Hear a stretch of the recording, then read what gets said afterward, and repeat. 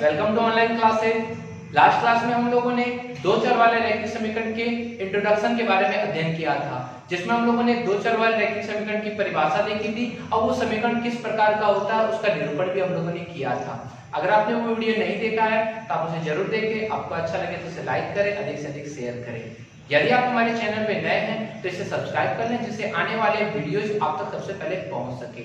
आज का जो हमारा टॉपिक है, समझिए कि यहाँ से हमारा फर्स्ट टॉपिक शुरू हो रहा है। वो हमने इंट्रो पढ़ा था, यहाँ से हमारा फर्स्ट टॉपिक शुरू हो रहा है। तो आज का जो टॉपिक है वो है दो चर वाले रैखिक समीकरण का बीजगणितीय रूप और ज्यामितीय रूप या ग्राफीय रूप।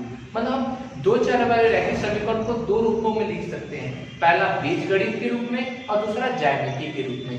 इन दोनों के बारे में हम लोग को अध्ययन करना है। तो बीजगणितीय रूप क्या होता है, जिसके बारे में हम लोगों ने कल ही पढ़ा था, एल्जेब्रिकली ये क्या है। तो इसमें हम लोगों ने जाना था कि इसमें दो चर होते हैं, x और y होता है। इन दोनों चर की घात 1 होती है और इसके बराबर में 0 होता है। और क्या होता है, इसमें जोड़ा के रूप में होता है, मतलब डबल रूप में होता है। तो ये बीजगणितीय रूप होता है। यही बीजगणितीय रूप है जो हम लोगों ने कल हम लोगों ने जाना था। और इस बीजगणितीय रूप को बनाया कैसे जाता है ये हम लोग को जानना सबसे ज्यादा जरूरी है, क्योंकि आज हम लोग इसके कुछ एग्जाम्पल भी पढ़ेंगे तो उसमें हम लोग बनाना सीखेंगे। तो बनाने के लिए सबसे पहले क्या है कि आपको किसी भी दिए हुए सवाल में दो चर मान दिए होंगे, दो चर राशि दी होगी। कोई भी दो चर राशि आपको दी होगी, वो चर राशि आपको सवाल में ज्ञात करने के लिए भी दी जा सकती है या सवाल के अंदर दिया जा सकता है। उन दोनों चर राशि को आपको पहचानना होगा और उन दोनों चर राशि को आपको मानना होगा। उन दोनों चर राशि को पहले क्या करना होगा, तो मानना होगा। तो ये बनाने के नियम, पहला नियम है कि सबसे पहला आपको क्या करना है, तो चर राशि को मानना है। चर राशि को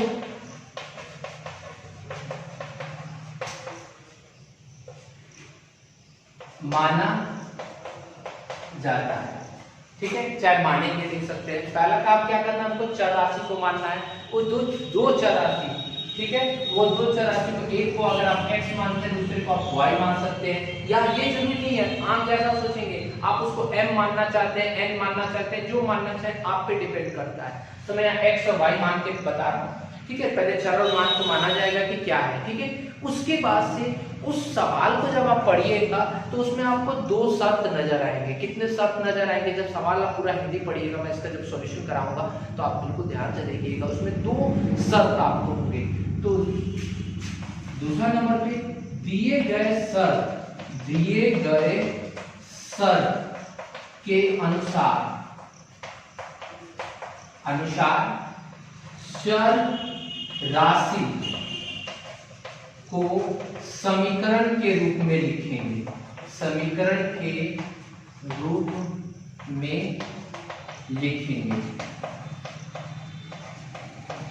ठीक है।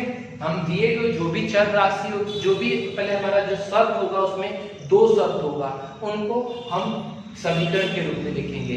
पहला शर्त को जब समीकरण के रूप में लिखेंगे तो लिखेंगे प्रश्न की पहली शर्तानुसार, और दूसरे शर्त को जब लिखेंगे तो उसमें हम लिखेंगे प्रश्न की दूसरी शर्तानुसार। जब हम हिंदी का सवाल पढ़ेंगे तो हम उसमें जानेंगे, बस इतना ही करना है।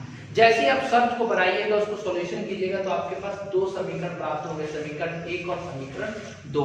और यही दो समीकरण जो होगा वह कौन सा रूप होगा, बीजगणितीय रूप होगा। कौन सा रूप होगा, बीजगणितीय। अब दूसरी तरफ कौन सा रूप प्राप्त करना है, ग्राफीय रूप, या जिसको इंग्लिश में ग्राफिकली रूप कहा जाता है। और यह हमारा ज्यामितीय रूप हो गया, जिसको हम लोग ज्योमेट्रिकली इक्वेशन कहा जाएगा, ठीक है। तो जो ग्राफीय रूप होता है यह तीन रूप में पाया जाता है, मतलब तीन प्रकार से इसकी स्थितियां होती है। याद रखिए कितनी स्थिति होती है, तो ग्राफीय रूप की तीन स्थिति होती है। पहली स्थिति यह होती है जब दोनों रेखाएं मतलब ये दोनों समीकरण जो है, इस समीकरण से खींचने पे एक रेखा बनेगी, तो वो दोनों रेखाएं एक दूसरे को प्रतिच्छेद करती हो, अर्थात इंटरसेक्ट करती हो। मतलब कि एक रेखा अगर ऐसे जा रही हो तो दूसरी रेखा ऐसे जा रही हो, दोनों एक दूसरे को किसी एक बिंदु पर, एक ही बिंदु पर प्रतिच्छेद करेगी, तो किसी एक बिंदु पर क्या कर रही हो, प्रतिच्छेद करती हो। दूसरा हमारा क्या बनेगा कि दोनों रेखाएं एक दूसरे के समांतर होती है, मतलब पैरेलल होती है। मतलब कि पहला रेखा अगर ऐसे जा रहा है तो दूसरी रेखा भी उसी के समांतर ऐसे चल जाए।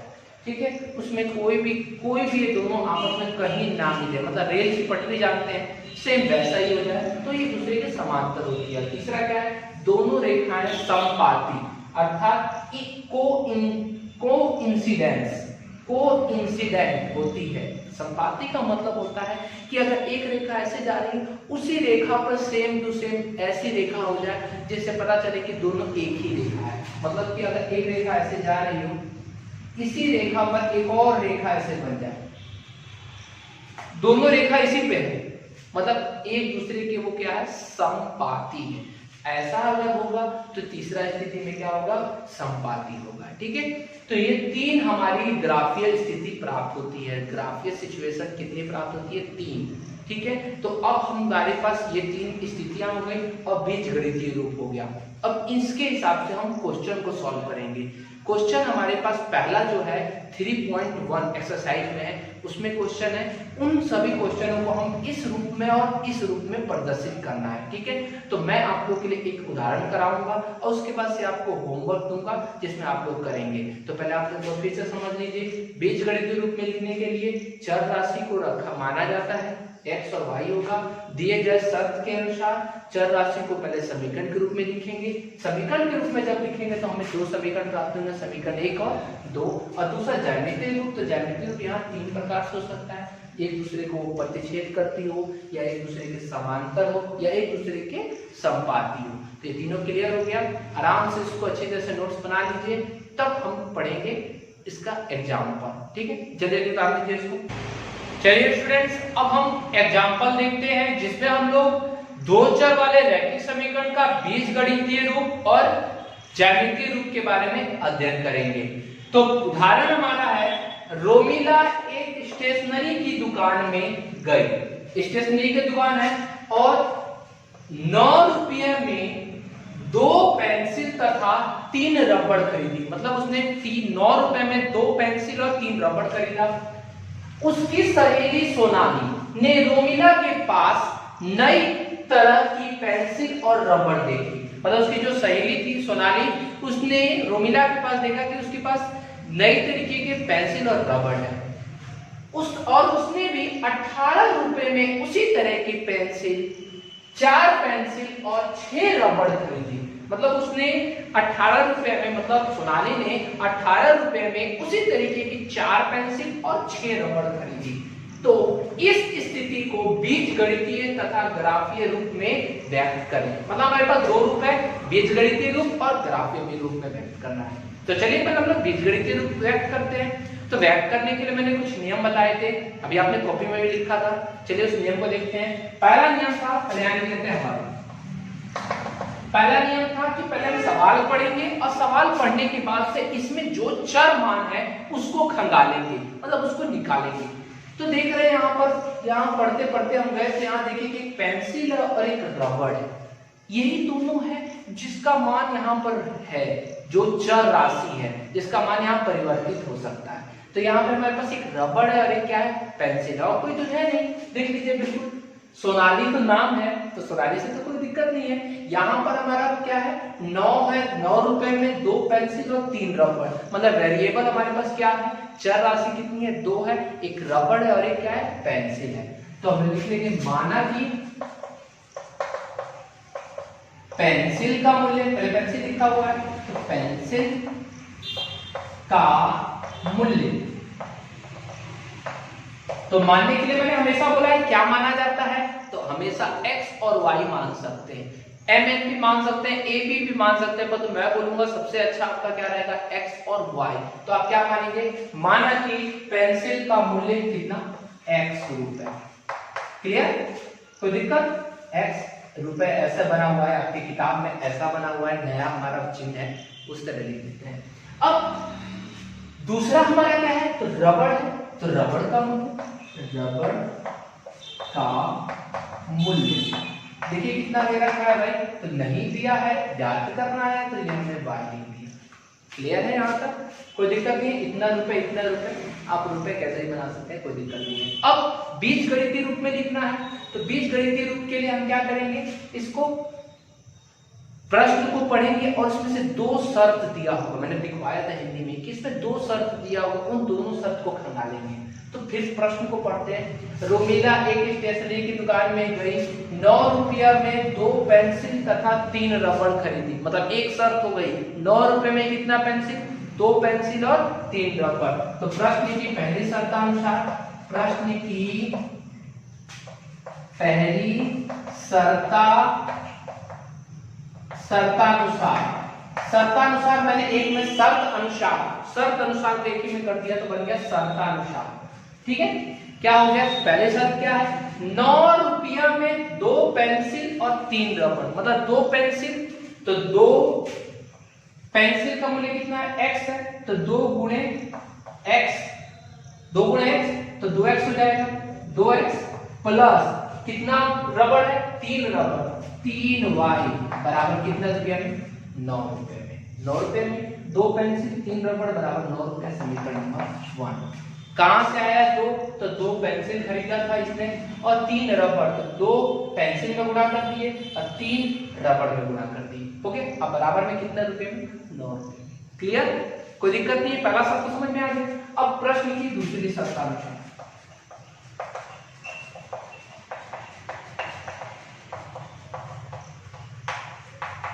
बिल्कुल ध्यान से आप देखिएगा, बिल्कुल ध्यान से। दूसरा शर्त क्या है, निकाला जाए। इसकी सहेली सोनाली ने रोमिला के पास गई और नई तरीके के पेंसिल और रबड़ देखी। ये तो देखा, देखने के बाद उसने भी 18 रुपया में उसी तरह की 4 पेंसिल और 6 रबड़, मतलब 18 रुपए में 4 पेंसिल 6 रबड़, 4 गुणे पेंसिल का मान x प्लस 6 गुणे रबड़ का मान y बराबर कितने रुपये में, 18 रुपये में। समीकरण नंबर 2 बन गया, समीकरण 1 और समीकरण 2। और यही कौन सा रूप हो गया, ये इस स्थिति का बीजगणितीय रूप हो गया। कौन सा रूप हो गया, बीजगणितीय रूप। प्राप्त हो गया कि नहीं, बिल्कुल आसान है। बीजगणितीय रूप प्राप्त करने के लिए मैंने क्या बताया, पहले आप हिंदी को बिल्कुल ध्यान से पढ़ना, बिल्कुल ध्यान से। एक बार नहीं समझ में आया तो 2 बार पढ़ना, 2 बार नहीं है तो 3 बार पढ़ना। अब पढ़ने के बाद से उसमें चर राशि को निकालना, उसको मानना, मानने के बाद से शर्तानुसार लिखना, शर्तानुसार लिखने के बाद से पहला शर्त बनाना, इसमें से हिंदी देखना कहीं पहला शर्त होगा, फिर दूसरा शर्त बनाना। शर्त इसमें दिया रहेगा, आप लोग को बिल्कुल अच्छी तरह से बनाना। ये आपका दोनों समीकरण बन गया। तो बीजगणितीय रूप खत्म। अब हम क्या देखेंगे, आलेखीय रूप। जब बीजगणितीय रूप बनेगा तभी आलेख बनाएंगे। ठीक है, तो आलेखीय रूप पढ़ते हैं। तो आलेखीय रूप के लिए मिटा दें ऊपर से। अब अच्छी तरह पहले क्वेश्चन उतार लीजिएगा, बिल्कुल अच्छी तरीके से यहां तक कर लीजिएगा। ठीक है, मैं मिटा दे रहा हूं क्योंकि मेरे को इसका कोई काम नहीं है।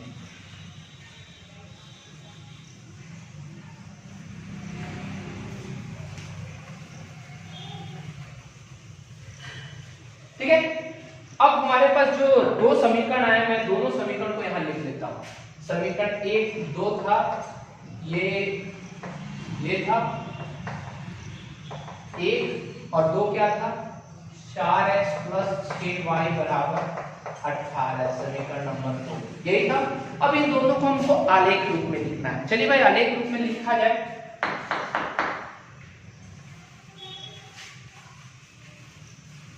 आलेख रूप में बनाने के लिए सबसे पहले आप याद रखिएगा आलेख रूप कैसे बनता है।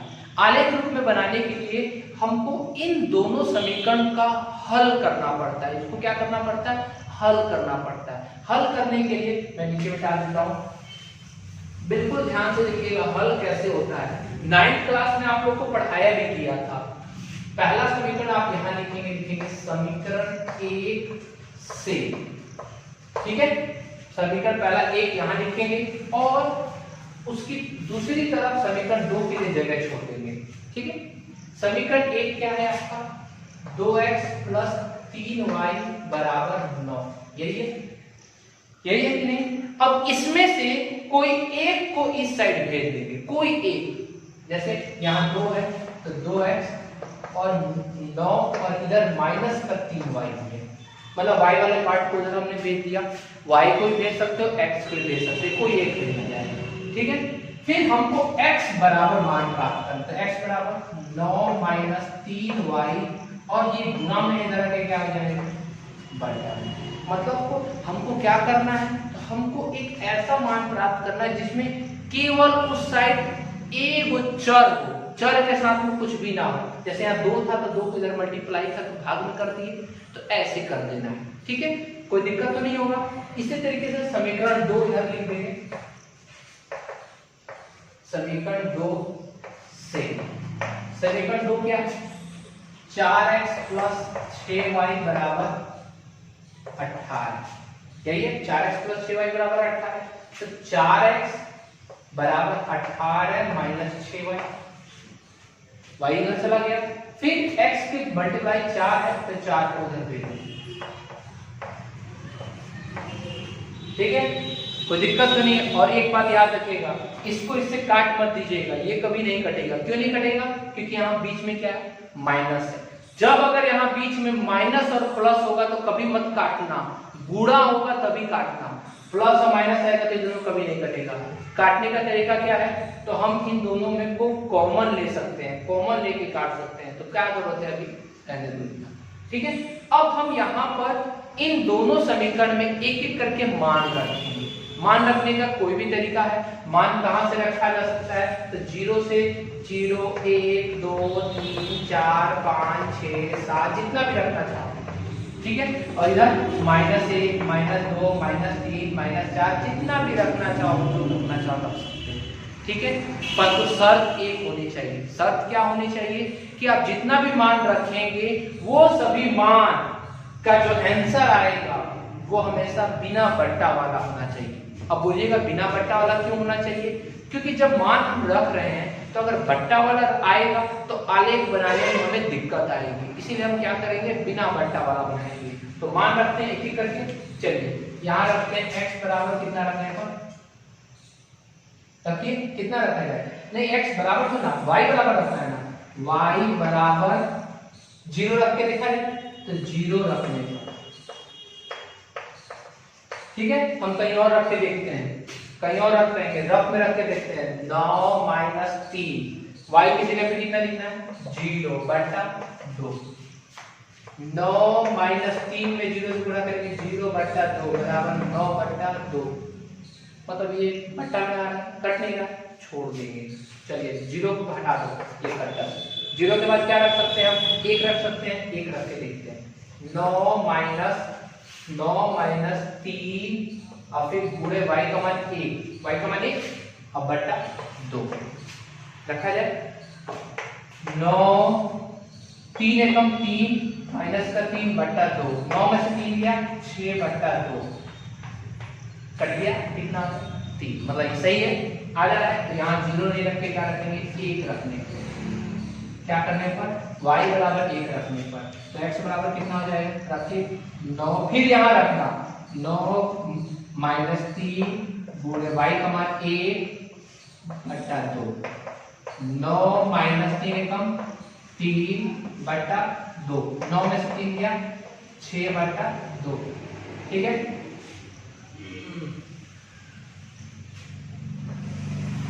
बराबर कितना हो गया? 3। बराबर कितना हो गया? 3। दूसरे कट गया। ठीक है, क्लियर है? कोई दिक्कत तो नहीं है किसी को? पहला समझ में आ गया। अब हमको कितना मान ज्ञात करना है? तो 3 मान ज्ञात करने हैं। आपके एनसीईआरटी के बुक में कभी कभी 2 मान ज्ञात करने के लिए कहा है, तो 2 मान से हमारा सवाल गलत हो सकता है। क्यों? कैसे? क्योंकि जब 2 मान से हम बनाएंगे तो 2 मान से एक सीधी रेखा, कहीं पे भी अगर आपका बिंदु गड़बड़ हुआ तो ये 2 बार ऐसे भी हो सकता है, ऐसे भी हो सकता है, ऐसे भी हो सकता है। परंतु जब 3 रेखा होगी तो 3 रेखा हमेशा एक सीध में ही जाएगी। 3 बिंदु होगा तो तीनों बिंदु एक सीध में जाएगा, इसीलिए हम लोग 3 बिंदु ज्ञात करेंगे। कितना? 3। तो अभी हमने कितना ज्ञात किया? 1 ज्ञात किया है। 1 कितना आया? 1 रखने पर इतना आ गया। फिर अब 1 के बाद क्या रखेंगे? 2 रख के देखते हैं। 9 - 3 गुणे 2/2। 9 में से 9, 3 दूना 6 में से 2, 9 में से 6 गया 3/2, मतलब बट्टा में आ गया। बट्टा में तो कटेगा नहीं, कटेगा नहीं तो भाई छोड़ देते हैं। चलो 2 बार पर नहीं रखा जाएगा। 2 के बाद क्या रखेंगे? 3। 9 - 3 गुणे 3/2। तो 9 - 3 का 9/2 बराबर कितना है? 0, 0 बटा 2, और 0 के बट्टा कोई भी चीज रहता है तो 0 बन जाता है। तो आंसर कितना आ गया 0। 0 तो बट्टा में नहीं है तो हम बना देंगे इसको। y बराबर कितना रखने पर, कितना आ गया 3 है, 3 रखने पर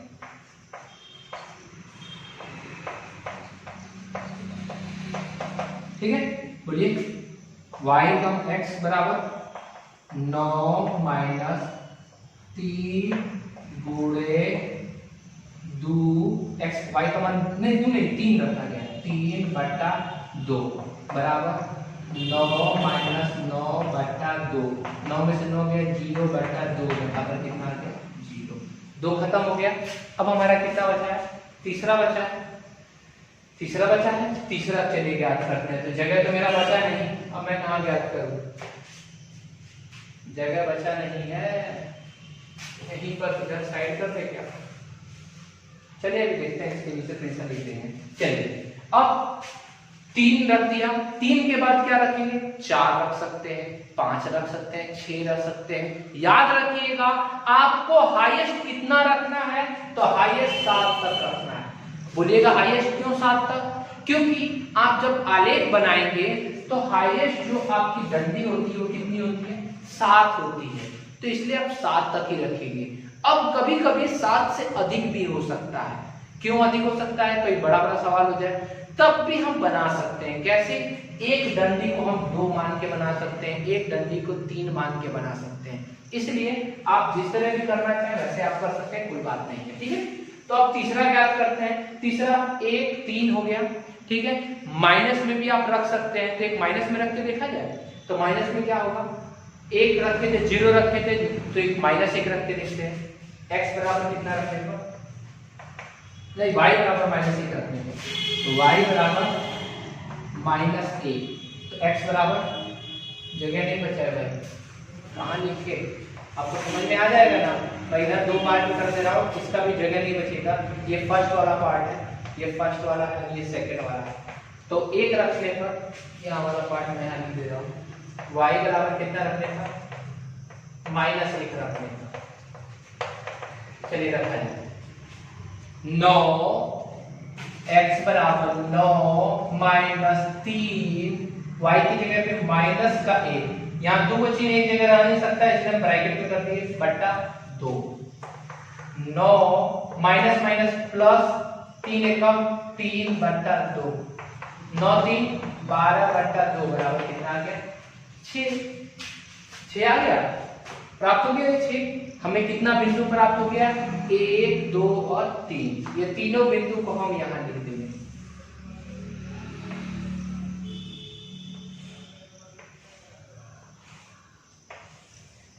एक होगा x और एक होगा y, पहला ऊपर x होगा, तो चलिए पहला वाले में x का मान बोलिए, तो पहला वाला में पहला ये है, x का मान कितना है 3, x का मान 3, तो y का मान कितना था 1, y का मान।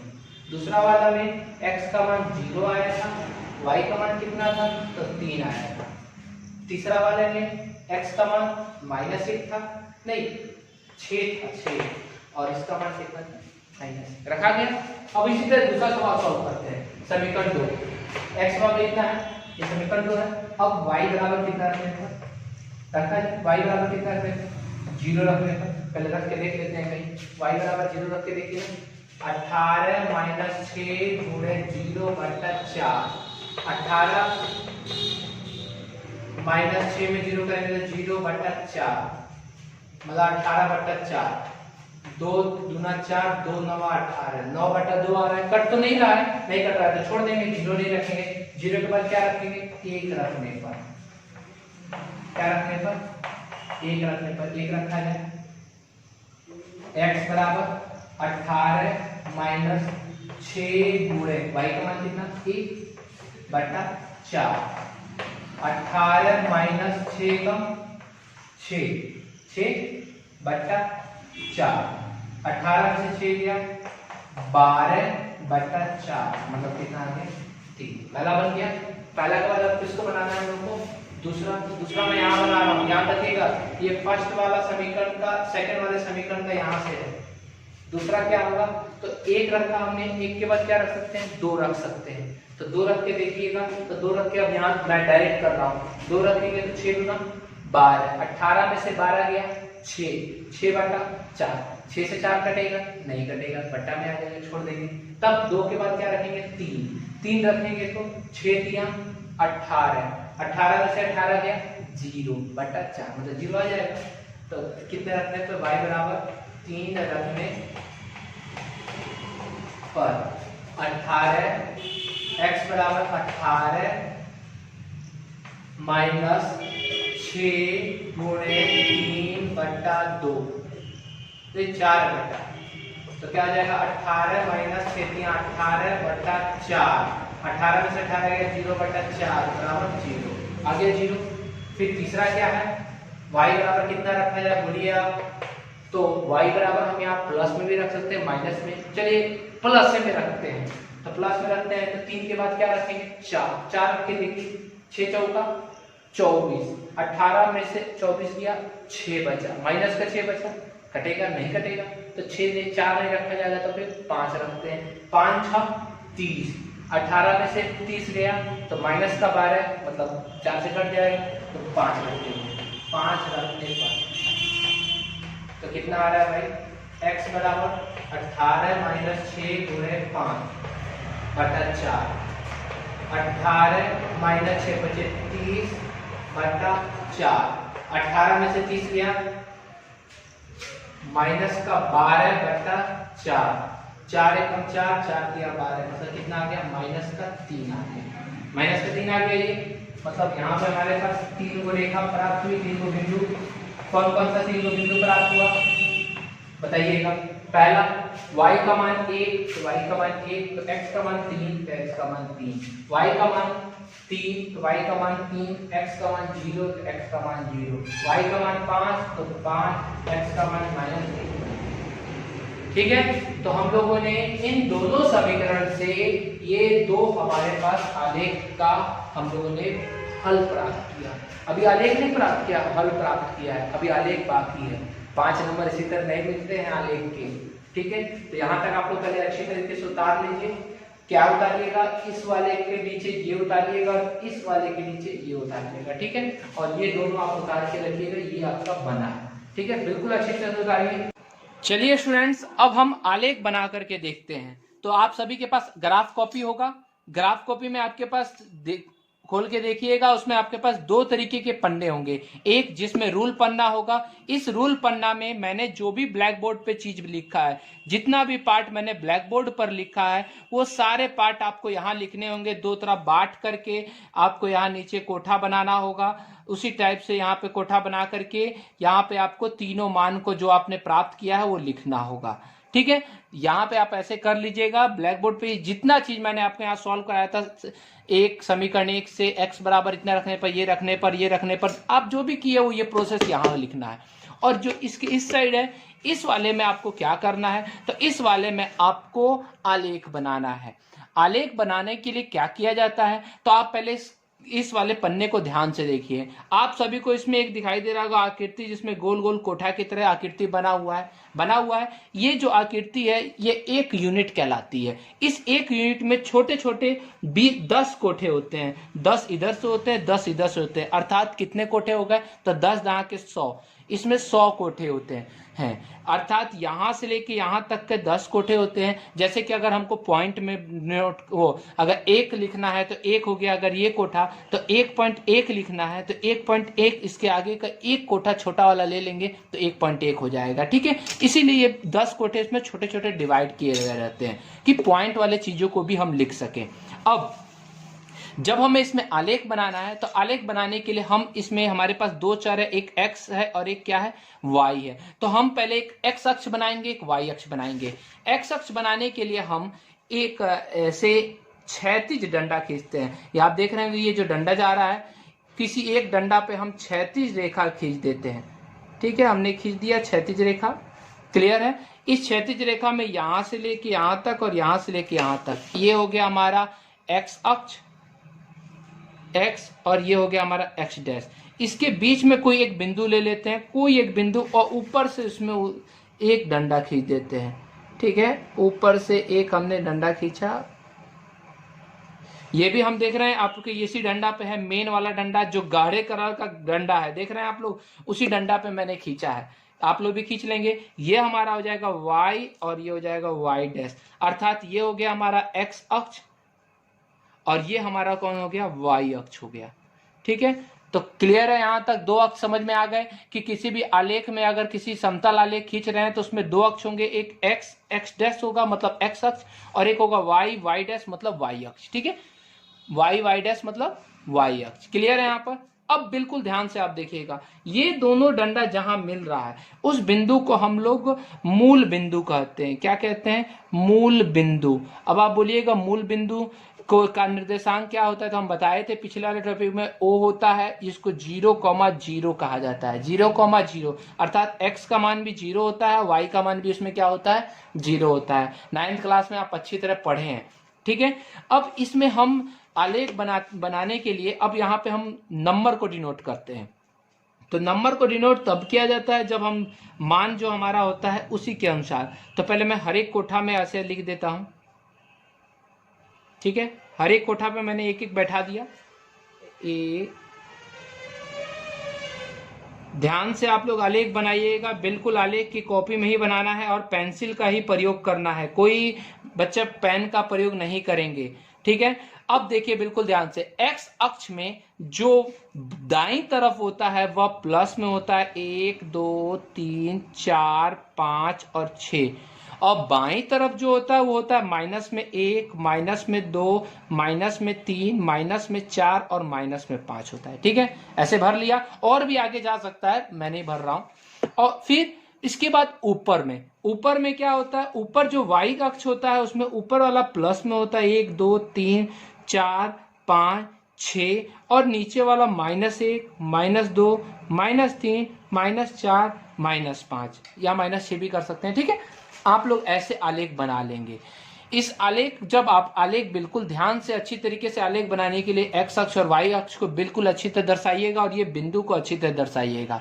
ठीक है, इतना दर्शा लीजिएगा। दर्शाने के बाद से अब हम यहाँ पर जो सवाल हमारा था वो सवाल को हम यहाँ लिख देते हैं। जितना भी हमारा कोठा है था, अब उस कोठा के सभी बिंदुओं को एक एक करके यहाँ भरेंगे।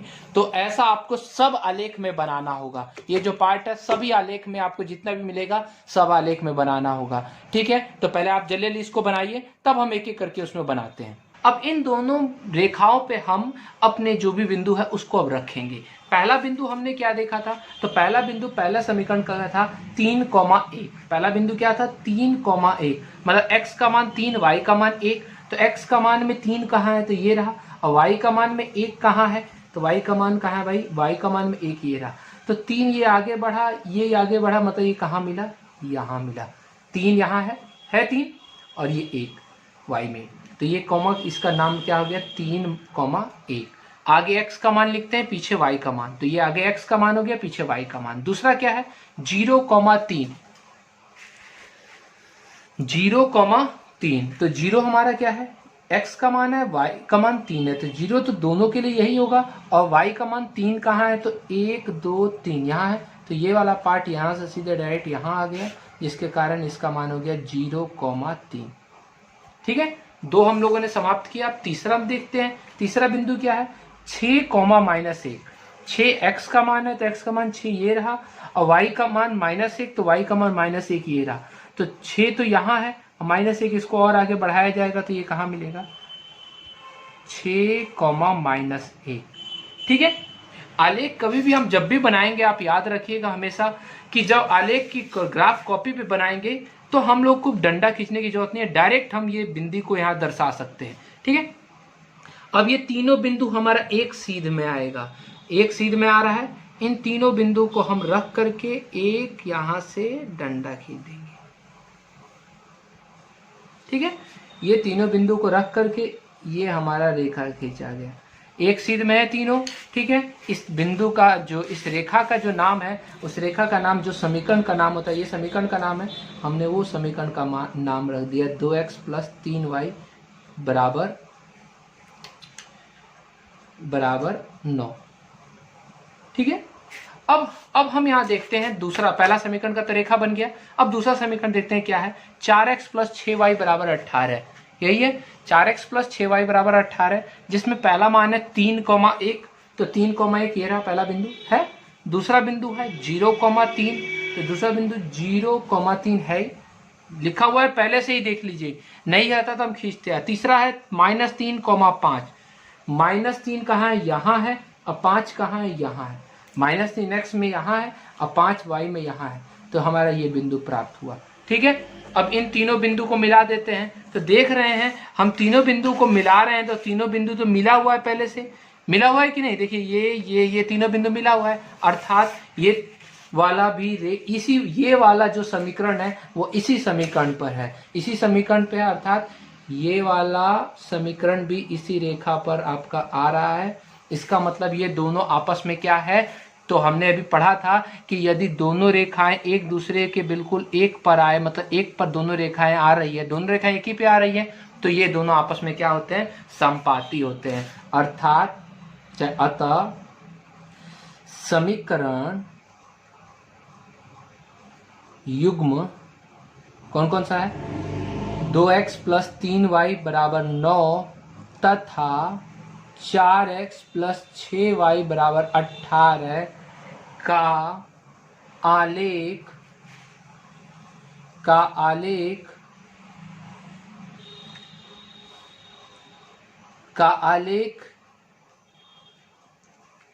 नहीं की रेखा, समीकरण युग्म इतना की रेखा एक दूसरे के संपाती है। कैसी है, एक दूसरे के संपाती है। तो हमने इसको ज्यामितीय रूप में प्रदर्शित कर दिया और यहाँ पे हिंदी लिख दिया कि एक दूसरे के संपाती है, तो यही हमारा आंसर हो गया। अभी हम लोगों ने देखा कि किस प्रकार से दो चर वाले रैखिक समीकरण को हम आलेख के रूप में निरूपित करते हैं। तो आप सभी भी उसी टाइप से एक ग्राफ कॉपी पे उसके आलेख का निरूपण कर लेंगे।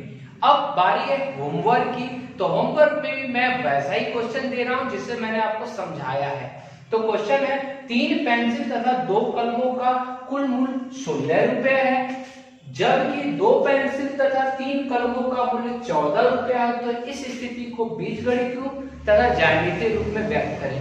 तो आप बिल्कुल अच्छी तरीके से मानिएगा, पेंसिल और कलम है तो पेंसिल का मूल्य x, कलम का मूल्य y मान करके आप जब रखिएगा तो 2 समीकरण प्राप्त होंगे, वो उसका बीजगणितीय रूप हो जाएगा। और फिर आप उसको ज्यामितीय रूप के लिए आप क्या करिएगा, ज्यामितीय रूप के लिए आप क्या कीजिएगा, तो आप उसके लिए आलेख की कॉपी में इसको ध्यान से बनाइएगा। ठीक है, ध्यान से बनाइएगा। आप लोग बिल्कुल पेंसिल का प्रयोग करके बिल्कुल अच्छी तरीके से इसको बनाइएगा, और उसका जो 4 कोठा है उसको अच्छी तरीके, कोठा में 3 मान आप रखते हैं, उसको अच्छी तरह रखिएगा। ठीक है, अगर आपको कोई प्रॉब्लम आ रही होगी तो आप उसी समय मुझे मेरे कमेंट बॉक्स में बताइएगा कि ये प्रॉब्लम आ रही है, मैं उसको दूर कर दूंगा। ठीक है, और ये बना करके आप मेरे व्हाट्सएप पे भेज दीजिएगा, या आप मेरे फेसबुक से भी जुड़ करके वहां से भी मैसेंजर पे आप भेज सकते हैं। ठीक है, तो आपको ये वीडियो अच्छा लगे, समझ में आ गया तो इसे लाइक करेंगे, अधिक से अधिक शेयर करेंगे। धन्यवाद।